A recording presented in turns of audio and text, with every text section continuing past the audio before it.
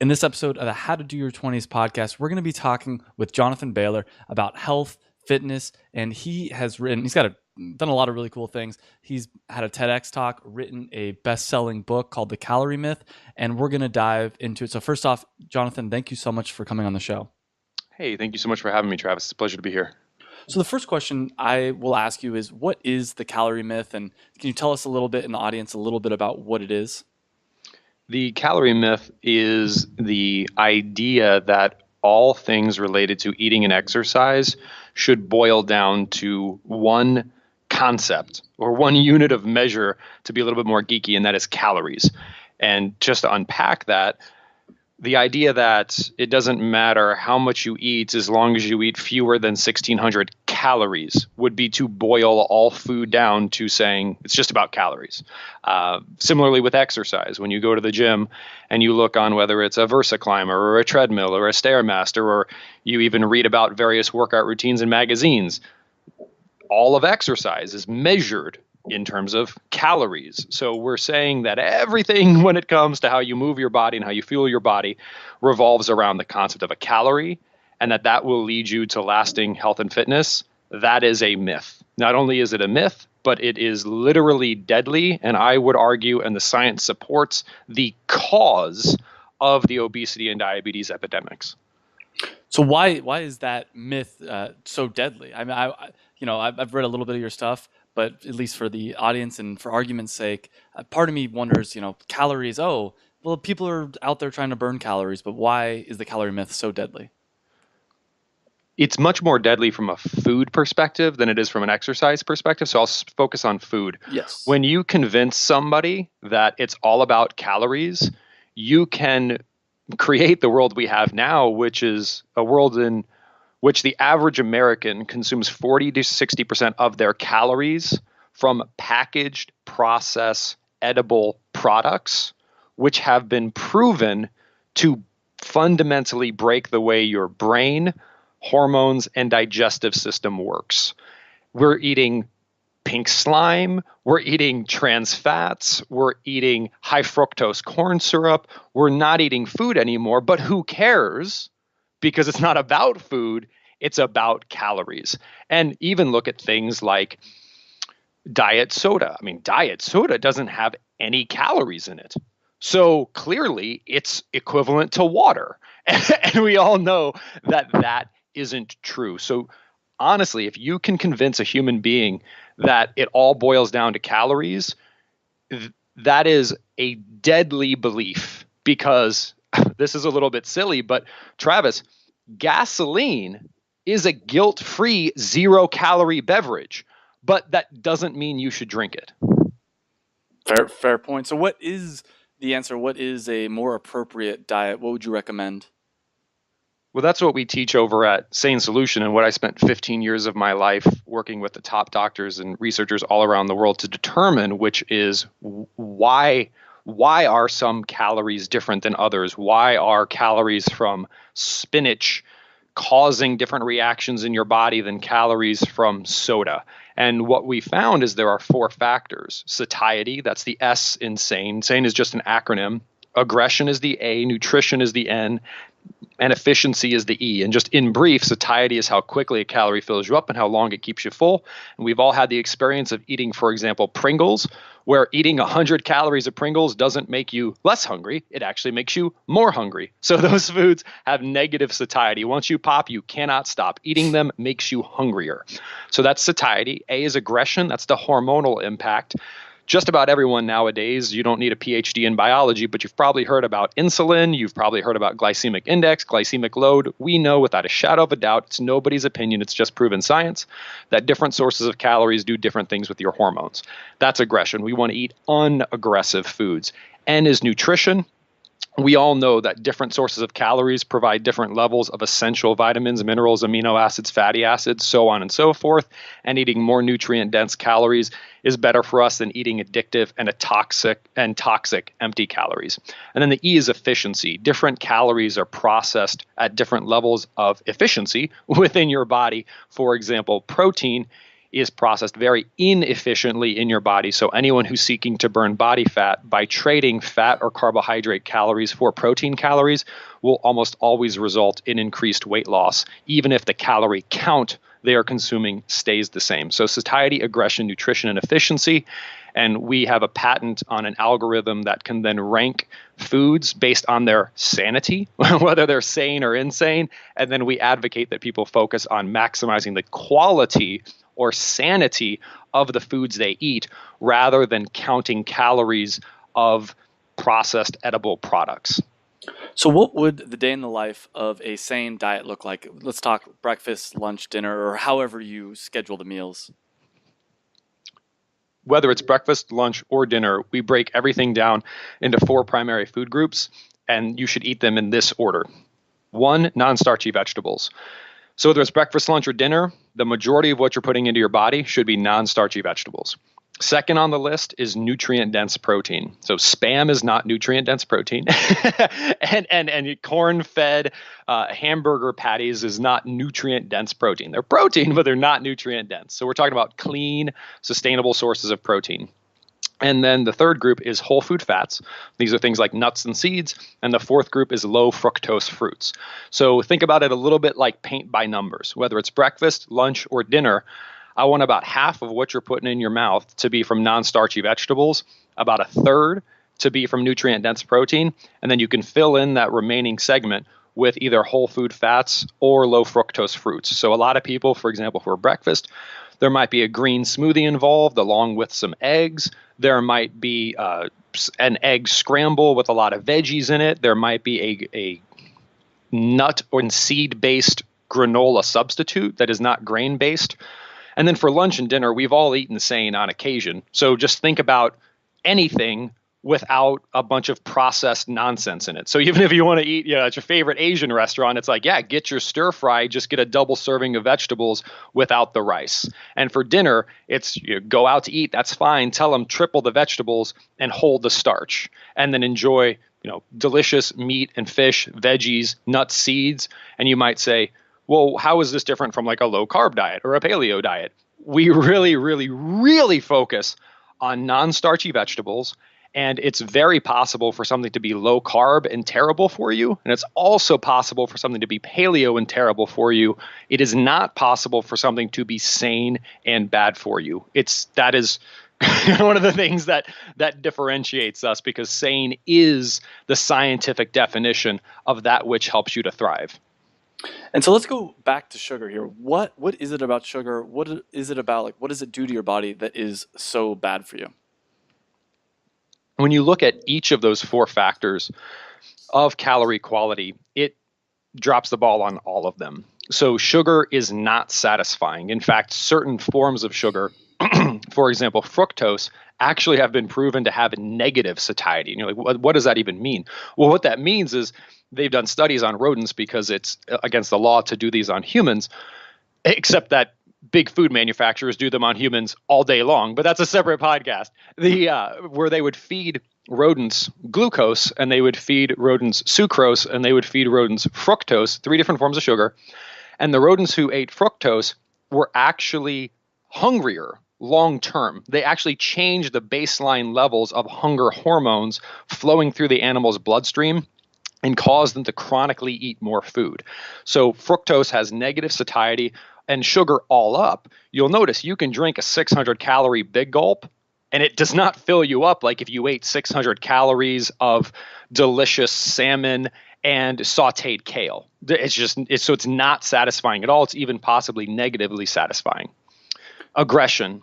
We know sugar has a huge impact on insulin and other damaging effects on hormonal levels. So that one's really easy. Nutrition, again, there's no such thing as an essential sugar. You've probably heard of essential fatty acids and essential amino acids. You've never heard the term essential sugar because there's no such thing as essential sugar.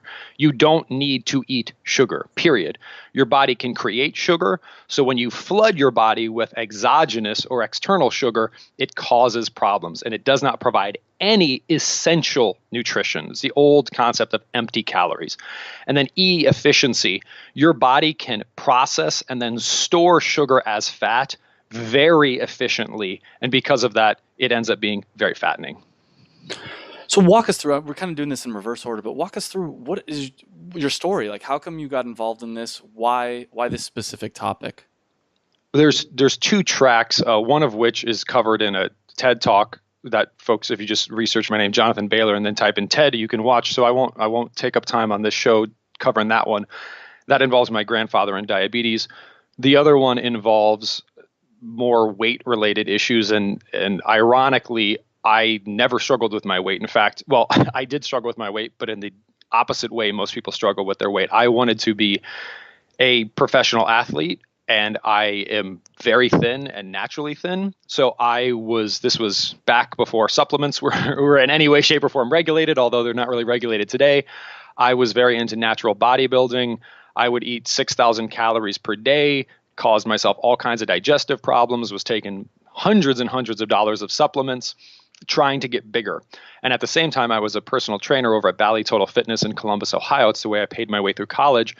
And I would have human beings who were objectively better people than I, because I was 18, 19, 20 at the time, hadn't lived life, and would be training people who had created beautiful families, were doctors, lawyers, super competent people. And I would put them on 1,200 calorie diets because that's what I was trained to do. So I'm eating 5 times more calories than they are, and they are brilliant, intelligent people, and they're not getting slimmer, and I'm not getting bigger. So that didn't add up. I could no longer say what so many naturally thin people say, which is like, those overweight people should just try harder. Because I'm eating 6,000 calories per day and I can't gain weight. So was I not trying hard enough to gain weight? So then I was raised by 2 college professor parents. So a very academic household, and I'm a very geeky engineer by trade. I spent 10 years at Microsoft, and we can talk about that if that's interesting. So then I asked my parents what their advice was. I quit being a trainer, and I went on essentially a 15-year odyssey digging into peer-reviewed research in the areas of neurobiology and gastroenterology and endocrinology, and often not even nutrition, because nutrition is really not the underlying thing we need to understand. The underlying thing we need to understand is why, what's the deal with naturally thin people? Why is it that some people can eat 6,000 calories per day and not gain weight, and other people can eat 600 calories per day and not lose weight? No one has ever attacked that question from an academic perspective. And that became a bit of a healthy addiction for me. And I just did that for about 10 years. And then people started to say, why don't you write this down? I wrote it down as an independently published book called The Smarter Science of Slim, which had an 88-page bibliography at 8-point font because it had 1,300 scientific references. That ended up blowing up in a good way on the internet, which caused the book deal with HarperCollins, which was a book of the Calorie Myth, which then was a New York Times and USA Today bestseller, has been translated into a dozen languages. And that book essentially debunks everything that we've been taught over the past 40 years. But then people said, well, okay, you've blown up my wellness world. Thanks. What do I do now? So that's when we were able to find truly angel investors. Gentlemen are just amazing people who helped us found the company Sane Solution. And Sane Solution provides the solution to the calorie myth. And that's what got us to where we are today. So let's fast forward or go back, I guess, in some ways. Between Microsoft, 'cause you talked about being at Microsoft for 10 years. So when was the point when you finally were able to quit and kind of do this more full time? How did that whole thing happen? It was a really tough decision to leave Microsoft because they were amazingly supportive. In fact, Microsoft bought, I think, 500 copies of the book, invited me to speak to the employees. In fact, if you look online, I did a talk for the Microsoft Research, which is the largest privately owned research institution in the world. So I gave a Microsoft Research talk on this research, and Microsoft blogged about this and blah, blah, blah, blah, blah. And when I was at Microsoft, I was working on the Nike Plus Connect training and Xbox Fitness offering. So they were all about it. So, just yay to Microsoft. The only reason I ended up leaving Microsoft was because obviously if I was going to start a software and services company, well, you can't do that while working at another software and services company. So it was a very tough decision. But after the book was so successful. And then after we were able to get some interest for some investors to say, look, actually create this solution.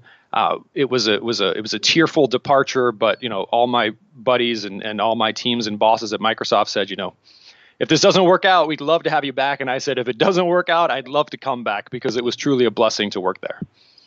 And so now the Sane Solution, how do you guys get clients? How do you guys help people? Think about it, and it breaks my heart, but this is the easiest way to describe it.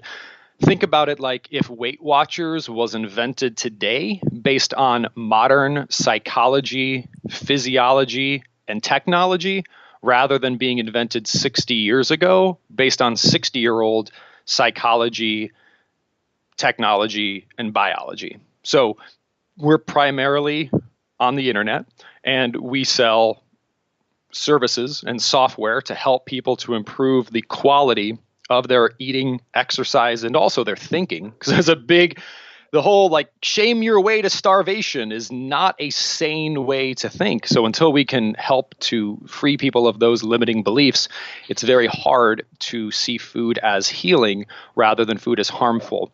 And then we also provide superfoods. A big thing we found that helps people to eat sanely is you have to eat a lot of vegetables. You just have to.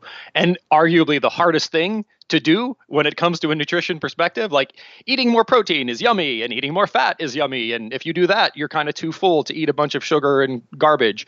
But vegetables, man, like Kermit the Frog got it right when he said it's not easy to be green. So we really encourage people to make what we call sane smoothies. So these are very low sugar, very high vegetable smoothies. And for a lot of people, that's literally a lifesaver, and we provide various superfoods that help to make those smoothies, those sane smoothies, extra healthy and extra helpful. So we have a information, coaching, software, and services component, and then we also have a consumable component of our business. What plans do you have for 2017 to grow this part of your business? Up until 2017, we have been just deep in research and development, just investing a lot of time and a lot of money creating something that we know works for people, testing it over and over again. All the wonderful things that I learned while I was at Microsoft about usability testing and systems engineering. So we haven't really done much advertising and marketing. And this year, we're very blessed to be in an opportunity to feel like, hey, we have a product and a service that we know we have data that proves that it works. So now we're comfortable to really go out and shout that from the rooftops. So all the traditional ways that businesses would shout from the rooftops, we can help you. We will be doing in 2017. Absolutely. So I want to start to wrap up here, but I have one last big question for you, and you can answer this however you want. It could be about health, entrepreneurship, or something totally different. I'm not sure quite how old you are, but I'm going to assume you're past your 20s. If you could go back and give your, let's say, 25-year-old self some advice, or more generally, advice for all the 20-somethings listening to this about life that you've gathered, what kind of advice would you give to us? It's a big one. When I have the answer, I just don't have the words. The answer is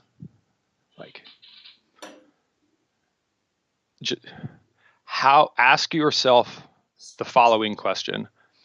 How can I meaningfully help the most people possible?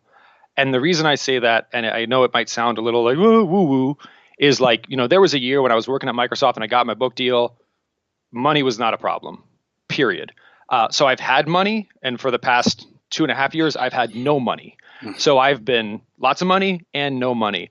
And I've worked at Microsoft, I've been an entrepreneur, I've done TED Talks, blah, blah, blah, blah, blah, blah, blah.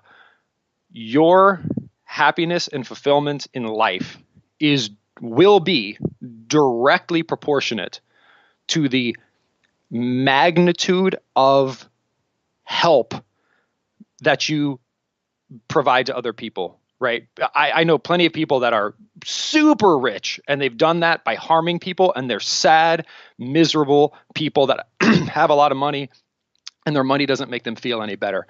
And I know people who have no money and wake up smiling every single day because they know their life has meaning. money does not beget meaning. And the easiest way that I've found, and all the people in my life have found, to create meaning is to identify the unique value that you can add to enhance someone's life, and then to figure out a way to do that on the grandest scale possible.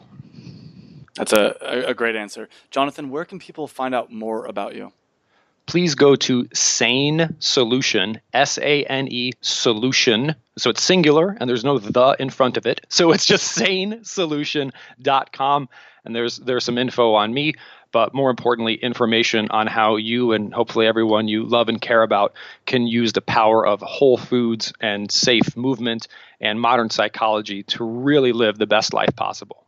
Awesome. Jonathan, thank you so much for coming on the show. Thank you, Travis. It's been a pleasure.